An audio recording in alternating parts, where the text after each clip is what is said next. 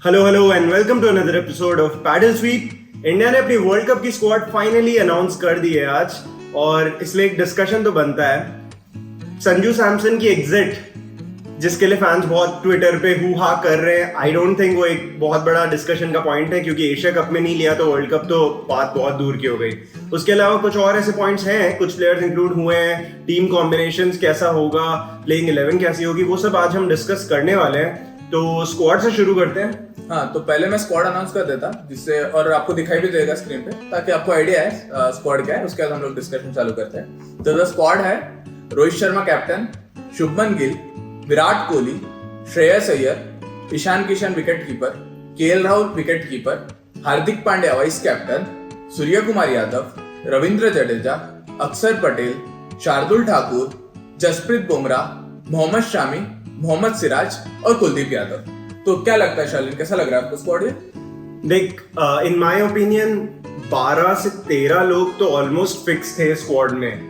जो दो जने मैं बोलना चाहता हूँ जिनके लिए थोड़ा सा डिबेट चल रहा था, एक तो स्पिनर की बात थी जिसपे हम आएंगे, युजवेंद्र चहल की एग्जिट और वो सब। उसके अलावा जो एक एक्स्ट्रा बैट्समैन इंडिया ले जा रहा है, सूर्य कुमार यादव, उसके बारे में मैं ये कहना चाहूंगा कि सूर्य बहुत इंटरेस्टिंग है। ठीक है, वैलिड पॉइंट है कि सूर्य ने ओडीआई में अपने आप को प्रूव नहीं किया है। वो सारे डिस्कशंस असाइड, अब जब ये स्क्वाड आ गई है और जब इंडिया ने फेथ शो कर दिया है सूर्य में, तो हम सूर्य से पॉजिटिव्स क्या ले सकते हैं? सूर्य का T20 गेम ही उनकी स्पेशलिटी है। तो एज अ फिनिशर मुझे बहुत बड़ा रोल दिखता है उनका। इन केस इंडिया का टॉप 7 उस लेवल पे परफॉर्म नहीं कर पाता, हम ये सोचते हैं कि हमें एक एक्स्ट्रा बैट्समैन चाहिए, तो उस केस में सूर्य बहुत इंपॉर्टेंट रोल प्ले कर सकते हैं। वो किस पोजीशन पे बैट करेंगे, कौन नहीं खेलेगा, वो सारी चीजें क्रिटिकल है। इस करंट सेटअप में मुझे गिल ही वो प्लेयर दिखता है जो अगर आउट ऑफ फॉर्म हो गया, गिल और श्रेयस अय्यर, क्योंकि श्रेयस ने अपने आप को प्रूव नहीं किया है, अब तक इंजरी से कम बैक कर रहे हैं। गिल अगर नहीं कर पाते परफॉर्म और इन दोनों में से एक जना एग्जिट करता है, तो क्या लगता है ईशान किशन को ऊपर भेजना चाहिए अब, या? हाँ, मतलब मुझे एक्चुअली वो सेंस ही नहीं समझ में आ रहा कि सूर्य कुमार यादव खेलेंगे कहाँ। मतलब एग्जांपल देता हूँ, अगर हम अपना टॉप 5 माने, प्लेइंग 11 पे तो आएंगे, बट हमारा अगर अभी हम टॉप 5 माने कि रोहित शर्मा, शुभमन गिल, विराट कोहली, श्रेयस अय्यर और केएल राहुल, ये मस्त लग रहा है टॉप 5, बट ठीक है, ये अज्यूम करते हैं टॉप 5। तो ओपनर्स को कुछ होता है, मेनली गिल या इवन रोहित बाय चांस इंजर हो जाते हैं तो ईशान किशन आएंगे। ठीक है, केएल राहुल को कुछ होता है, ईशान किशन पक्का ही है क्योंकि विकेट कीपर चाहिए हमको। अब बचते विराट कोहली और श्रेयस अय्यर, और क्योंकि ईशान किशन अभी एक इनिंग एटलीस्ट मिडिल ऑर्डर में भी खेल चुके हैं, तो मुझे लगता है विराट कोहली या श्रेयस अय्यर दोनों में से किसी को भी कुछ होता है तो मोस्टली ईशान किशन ही आएंगे नंबर 3 या नंबर 4 पे। तो सूर्य कुमार यादव कहाँ फिट इन होता है इस लाइनअप में? तो फेयर पॉइंट है, बट ओनली कंसर्न ये था कि बैटिंग में इंडिया बहुत बार फॉल्टर कर चुकी है, और इंडिया ने ये डिसाइड किया कि बैटिंग को स्ट्रेंथन करना है, तो सूर्य डायरेक्टली किसी ना किसी बैट्समैन को रिप्लेस कर सकते हैं। और उनका मेन यूएसपी जो है वो उनका फिनिशिंग है, तो उस केस में हार्दिक एक पोजीशन ऊपर और सूर्य एक पोजीशन डाउन आ जाएंगे, और बैटिंग बेटर बैलेंस में भी हिट कर सकती है। करेक्ट, तो चलो मान लिया, बट मुझे लगता है सूर्य एक्स्ट्रा बैट्समैन है, उसकी जगह हम ले सकते थे युजवेंद्र चहल को। इंडिया 2019 वर्ल्ड कप में गया था इंग्लैंड, वहां पे 2 स्पिनर लेके गया कुलदीप बच्चन। 2022 वर्ल्ड कप में लेके गया था ऑस्ट्रेलिया, वहां पे भी 2 स्पेशल स्पिनर लेके गया, अश्विन और चहल। और ये दोनों ऐसे नोन नहीं है स्पिन फ्रेंडली कंडीशंस के लिए।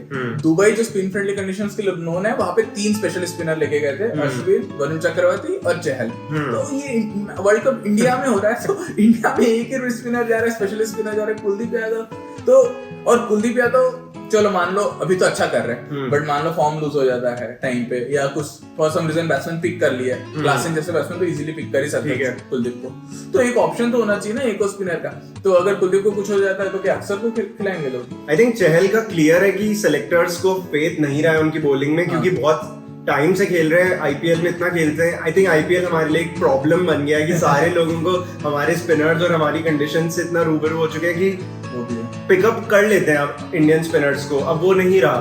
तो चहल में आई थिंक कॉन्फिडेंस शो नहीं करते हैं सेलेक्टर्स, वही एक रीजन है कि आई थिंक चहल को नहीं लिया जा रहा। और दूसरा ये कि मुझे लगता है इंडिया बैटिंग हैवी जाना चाहती है, टीम बैलेंस के फेवर में ही वो एक्स्ट्रा बैट्समैन में स्काई को लिया गया इंस्टेड ऑफ चहल। करेक्ट, वही है।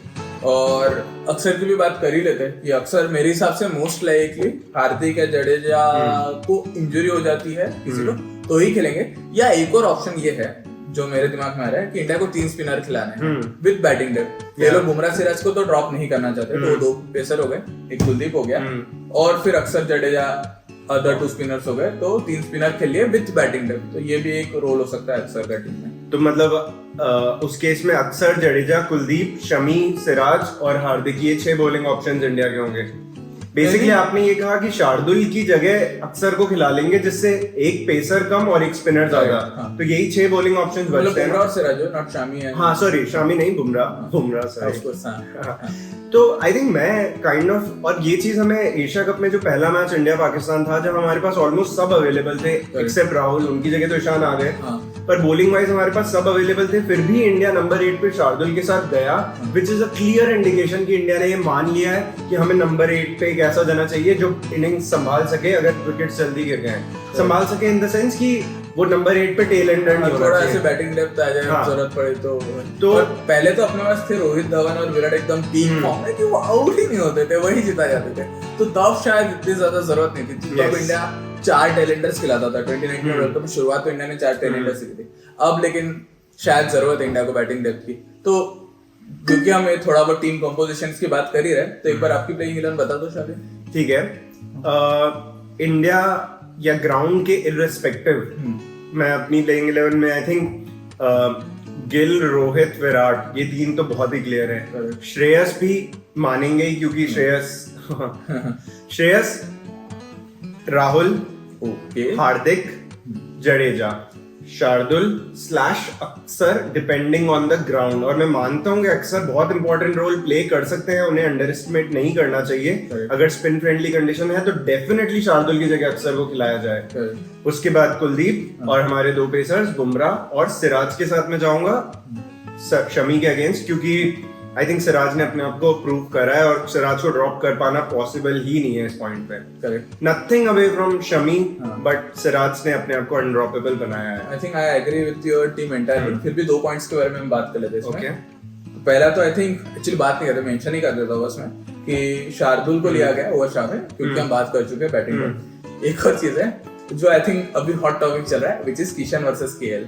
यस, तो इसमें आपने तो केएल को डाला और मुझे लगता है केएल ने पिछले बिफोर इंजरी जितना भी अच्छा खेले, काफी अच्छा खेले, तो केएल का रहना सेंस बनता है। बट किशन ने यार 4 मैच में 450 बना दिए। किशन ने समहाउ इंडिया को एक फाइनली खराब पोजीशन, जहां समझ नहीं आ रहा था वो कौन होगा नंबर 4-5 का, वहां से अब ऐसी पोजीशन में आ गए कि राहुल को ड्रॉप करने की सोच रहे हैं, which is a very good thing for Indian cricket. और किशन का फॉर्म इन जनरल भी बहुत अच्छा है, क्योंकि मुझे गिल का इतने लंबे टूर्नामेंट में होता हुआ दिख रहा है कि if Gill doesn't have the kind of tournament जो हम उनसे एक्सपेक्ट करते हैं, तो किसी पॉइंट पे ईशान को बहुत इजीली ओपन पे डाल सकते हैं। वैसे तो होगा, गिल का अच्छा टूर्नामेंट होगा, आईपीएल लंबा था तो वो एंड में अच्छा पिक किए, तो मुझे पूरी उम्मीद है गिल से। बट हाँ, मतलब it's a good headache to have, Kishan versus KL दोनों है। तो इस वक्त मैं मानता हूँ किशन और राहुल इक्वल फुटिंग पे है। राहुल ने अगर आके 2 मैच अच्छा नहीं किया तो मैं मानता हूँ 2 मैच बाद ही किशन को ले आया जाएगा। राहुल को फॉर्म में लाने के लिए हम कब तक कोशिश करेंगे, राहुल नहीं आते फॉर्म में तो बहुत जल्दी ही रिप्लेस होंगे। हाँ, फेयर पॉइंट। ऑल्सो आज की प्रेस कॉन्फ्रेंस से मेरा मोमेंट था जब अजीत अगरकर ने अनाउंस करते हुए बोला रोहित शर्मा कैप्टन, रोहित शर्मा को वो सेलिब्रेशन काइंड ऑफ बताता है कि Indian team is in good spirits, which is a very important thing for any given team. तो that's it from this episode of paddle sweep. Do let us know in the comments कि who you would pick for your playing 11. Till then, like, share and subscribe to the channel. Thank you.